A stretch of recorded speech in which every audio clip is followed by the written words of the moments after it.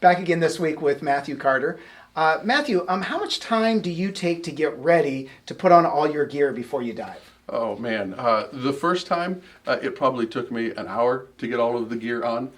Now it takes probably maybe 2 or 3 minutes. I've got it all set up and I can check it in another 2 or 3 minutes and I'm ready to go. So James says these words in verses 5 and 6. He says, "Listen to me, dear brothers and sisters. Hasn't God chosen the poor in this world to be rich in faith? Aren't they the ones who will inherit the kingdom he promised to those who love him? But you dishonor the poor. Isn't it the rich who oppress you and drag you into court?" See, the world we live in tends to assess a value on relationships. James says we must be careful to not think of certain relationships as unimportant because God values all people regardless of how we value them. So now, with that understanding, are there parts of getting ready for the dive that some people might view as unimportant, but actually, once you've dove, you know that's very important? Oh, absolutely.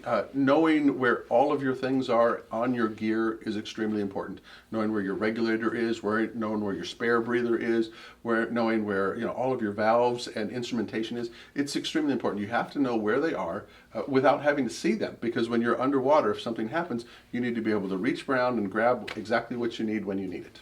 Boy, that's a great illustration. In fact, as you're talking, I'm thinking about what James is saying about valuing all relationships. I think it's easy for us to, value someone that we work with differently than a person that is at the drive-through at McDonald's.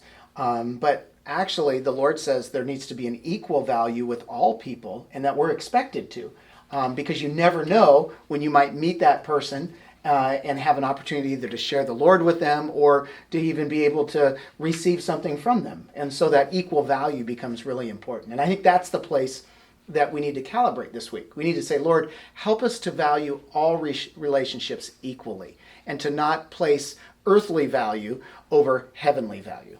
So until next week, thanks for listening. And remember, don't just take life as it comes, calibrate and shape it as you go. Thank you for following Calibrate. Share it with someone you know. Take a moment and review us and give us a good rating on iTunes, Google Play, Facebook, or YouTube.